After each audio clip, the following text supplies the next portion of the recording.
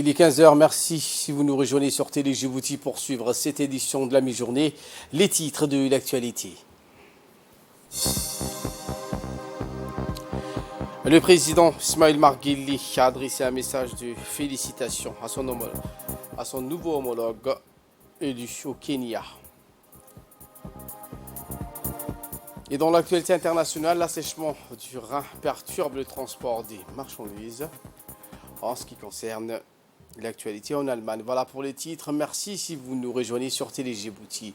Le président de la République, Ismaël Marguili, s'est entretenu ce mardi en fin de matinée avec son nouveau homologue élu du Kenya, William Ruto, déclaré hier vainqueur du scrutin présidentiel qui a eu lieu le 9 août dernier dans ce pays. Le chef de l'État a saisi l'occasion de cet entretien pour féliciter de vive voix M. Ruto pour sa brillante élection à la magistrature suprême de ce pays ami et voisin. Cet échange téléphonique est aussi le cadre à l'évocation des principaux défis à l'ordre du jour dans cette partie du monde, notamment la paix et la stabilité et la question relative à l'intégration économique régionale. Et nous revenons sur cette élection et la victoire de William Ruto, qui est déclaré vainqueur. Le président de la commission électorale kenyane a déclaré le vice-président William Ruto vainqueur de l'élection présidentielle serrée face à Raila Odinga, 5 fois candidat. Un triomphe pour l'homme qui a bouleversé la politique en faisant appel aux Kenyans en difficulté sur les plans économiques et non sur les plans ethniques traditionnels. Wafula Chekabutu a annoncé que le vice-président sortant William Ruto avait cumulé près de 7,17 millions de votes, soit 50,49% des voix, contre 6,94 millions, soit 48,85% pour Raila Odinga, remportant l'une des élections les plus serrées de l'histoire de ce pays. Retour au pays où le ministre de la Santé, Dr Ahmadroble Abdili, a procédé hier à la réception d'un important don de matériel comprenant des fauteuils roulants électriques pour handicapés, des fauteuils destinés aux patients hospitalisés et des lits d'hospitalisation. Ces matériels sont octroyés par l'ONG caritative qui aide les personnes à besoins spéciaux basées en Norvège.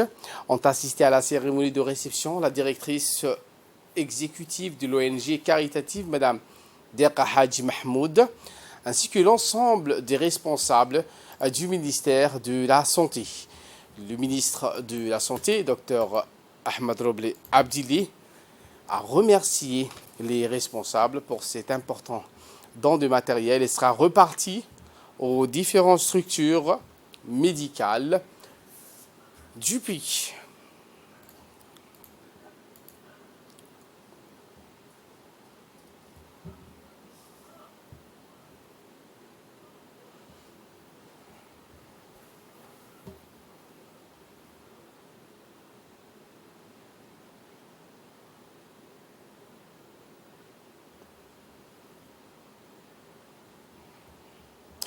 Sous l'égide du ministère de l'Agriculture a été organisé aujourd'hui un atelier de dissémination des résultats concernant l'initiative de renforcement des moyens de subsistance dans les pays de la Corne de l'Afrique.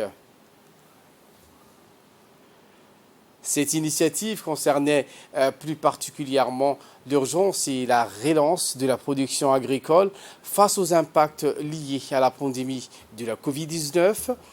Cet atelier a été présidé par le secrétaire général du ministère de l'Agriculture, Ibrahim Elmi, en présence des scientifiques, experts et chercheurs du CERD et des partenaires techniques et financiers concernés par ce vaste projet de l'agriculture. Plusieurs thématiques étaient à l'ordre du jour de cet atelier, à savoir accès aux semences pour la transformation du système alimentaire en Afrique, le renforcement des semencières dans la région du Ligad, l'importance des essais variétaux de semences également. Plusieurs présentations des résultats ont été donc réalisées par le docteur Sugecher, chercheur, pédagogue au CERD, et Ahmed Ibrahim, ingénieur agronome au ministère de l'Agriculture. Et écoutons donc pour plus de précision le secrétaire général du ministère de l'Agriculture. Afin de lutter contre l'insécurité alimentaire et la sécheresse récurrente en milieu rural, le gouvernement de Djibouti, à travers le ministère de l'Agriculture, a mis en œuvre un ensemble de programmes et de projets de développement socio-économique qui comprennent, entre autres, la mobilisation des eaux de surface, l'installation des barrages et des retenues, la mise en place de cultures intensives sous serre pour la production de fruits et légumes, la création et l'extension des périmètres oasiennes, l'introduction de techniques innovantes en matière d'irrigation, et j'en passe. Et ça, avec l'appui des différents partenaires au développement. Cependant, durant les 2 dernières années, la crise sanitaire a ébranlé l'agriculture dans son ensemble, surtout dans le domaine rural, dans sa chaîne de valeur. Les mesures de confinement et de restriction des voyages ont rendu aussi difficile l'accès aux intrants agricoles et au matériel d'irrigation. C'est dans ce contexte que le ministère de l'Agriculture a lancé la mise en œuvre du projet régional intitulé « Initiative d'urgence et de relance de la production agricole face aux impacts liés à la pandémie de Covid-19 ». Ce projet a permis d'atteindre en peu de temps des résultats très probants et concluants qui me donnent une entière satisfaction. Il s'agit entre autres, en résumé, la restauration des revenus des conditions de vie des 1000 agriculteurs affectés par l'épidémie du Covid-19. Ces agriculteurs ont bénéficié d'un soutien technique, notamment la fourniture de variétés et semences adaptées à notre pays à haut rendement de résilience au changement climatique. La création des opportunités de subsistance ou emploi dans les femmes, en particulier les jeunes, dans la multiplication et la distribution des semences. Ainsi, plus de 50 conseillers villageois ou MBA composés des femmes et de jeunes agriculteurs ont trouvé un emploi grâce à ces projets. La mise en place d'un protocole d'évaluation et de la performance agronomique des systèmes améliorés. Ce travail de recherche scientifique confié à l'Institut des sciences de la vie du cerf a débouché sur l'identification de plusieurs espèces maraîchères performantes adaptées à notre contexte national. À l'issue des interventions, des officiels ont visité les stands avec les explications du docteur Souguecher, chercheur agropédagogue au CERD. Les officiels ont pu découvrir plusieurs variétés de semences adaptées au contexte climatique de notre pays. Les semences exposées lors de cet atelier de restitution sont des graines, des tomates, d'aubergines et de kombu principalement.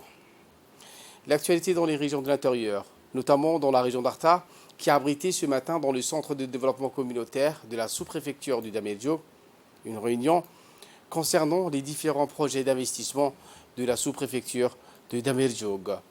Une réunion qui a vu la participation du secrétaire général du conseil régional, les élus locaux, la sous-préfète par intérim du Damejo, le responsable du CDC, la société civile et les associations.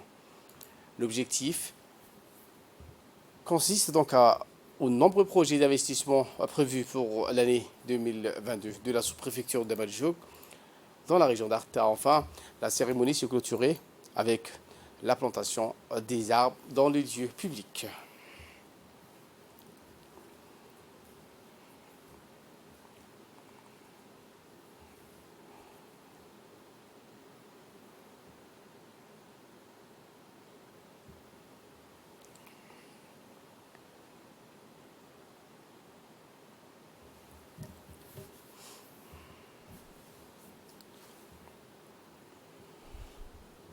Toujours dans la continuité des Jeux d'été, la sous-direction régionale d'Obok a organisé plusieurs activités sportives et traditionnelles au complexe sportif.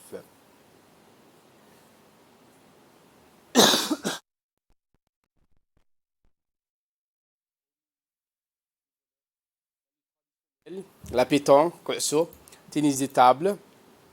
L'événement a été honoré par la présence du président du conseil régional, Mohamed, le directeur des régions, Youssef Abdallah, le coordinateur du sport, Ahmed Ali, ainsi que de hauts responsables du secrétariat d'État et des sports.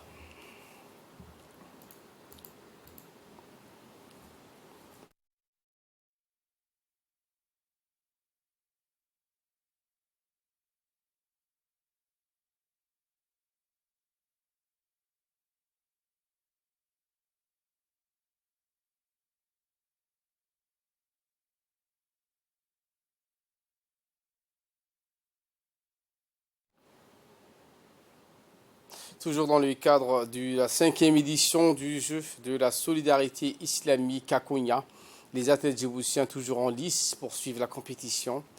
Cette fois, c'était au tour de la Fédération djiboutienne de judo représentée par Madame Nahima Saad Hassan, inscrite dans la catégorie de 57 kg d'âme sur les calendriers de ce tournoi de la solidarité islamique organisé à Konya, en Turquie. Après un combat passionnant, notre judoka s'est défendu avec hargne, face à son adversaire plus expérimenté, sous les conseils et les encouragements de son entraîneur, Sassou Mohamed Sassou, qui n'a cessé d'arranger son disciple tout au long du match, applaudi par la salle pour sa combativité. Malheureusement, notre jeune athlète s'est incliné face à la Nigérienne pour une technique de mobilisation sur les sols. Le président de la fédération de judo, Faisal Abdurrahman Abdurraqib, n'a pas manqué donc de féliciter les athlètes djiboutiens qui étaient engagés et n'ont pas pu assister donc à cause de blessures dans le jeune champion de judo international Alexandre Aden Hussein. Il a également mis l'accent sur les autres objectifs de la fédération qui prépare d'autres compétitions internationales à venir comme les championnats d'Afrique senior.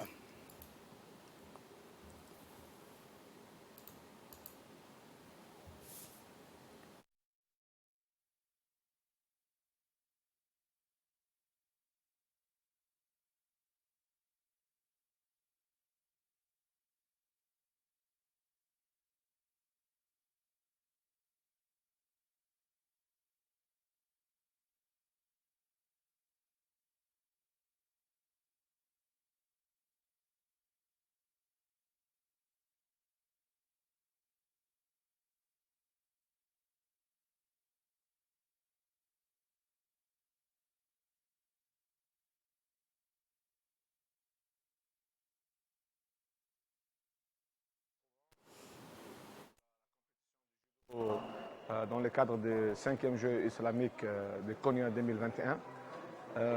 La Fédération djiboutienne de judo a préparé beaucoup des athlètes pour cette compétition. Malheureusement, nos deux meilleurs athlètes se sont blessés et on n'a pu engager qu'une seule fille, Rahima Saad, qui a fait un très bon combat pour son premier combat au niveau international, mais malheureusement a perdu sur une immobilisation au sol. Aujourd'hui, moi, je suis là en tant que représentant de la Fédération internationale de judo pour la gestion de la compétition. Mais nous continuons donc dans l'espoir de faire mieux au judo. Et comme on a toujours essayé de ramener des médailles, on va continuer encore à faire dans les prochains jours. Nous sommes toujours en pleine saison des pluies à Djibouti et dans les régions, le ciel reste couvert, selon l'agence de la météo. Une semaine plutôt pluvieuse s'annonce. Des pluies modérées sont attendues sur les régions Tajorat, Kil, le littoral d'Obrok, Alisabie-Ville et ses environs. Des précipitations faibles, inférieures à 20 mm d'eau, sont prévues sur le reste du territoire. La semaine précédente a connu un épisode pluvieux dans les régions du sud avec un cumul supérieur à 120 mm d'eau. Et voilà qui nous ramène de parler de cet avis de recherche. La direction de la sécurité publique de la police nationale lance un avis de recherche à la population pour retrouver le jeune Soudeidi Mahad Ahmad, âgé de 9 ans. Il a été vu pour la dernière fois durant le mois de mai 2022. Il était vêtu d'un pantalon et un t-shirt bleu, comme vous découvrez sur ces images. Depuis cette date, Soudeidi reste introuvable. En cas de découverte ou d'informations concernant sur ce jeune garçon, veuillez contacter le numéro du commissariat central. Il s'agit du 21 35 27 61 ou se présenter au siège de la police de mineurs. Donc veuillez contacter le numéro le 21 35 27 61 ou se présenter au siège de la police des mineurs. Et dans l'actualité internationale, je vous le disais en titre, l'assèchement du Rhin perturbe le transport des marchandises en Allemagne. Dans l'ouest de l'Allemagne, le manque d'eau dû au pic des chaleurs estivales rend le Rhin difficilement navigable, faisant peser une menace supplémentaire pour une économie allemande déjà affaiblie. La perspective d'un arrêt partiel du trafic fluvial de ce fleuve parmi les plus fréquentés du monde constitue un nouveau casse-tête pour l'industrie allemande, déjà éprouvée par la crise du gaz russe et la flambée à des prix de l'énergie dans la foulée de la guerre en Ukraine. Voilà pour l'essentiel de ce 15h. Merci à vous de nous avoir suivis et très bon suite des programmes sur Télé Djibouti.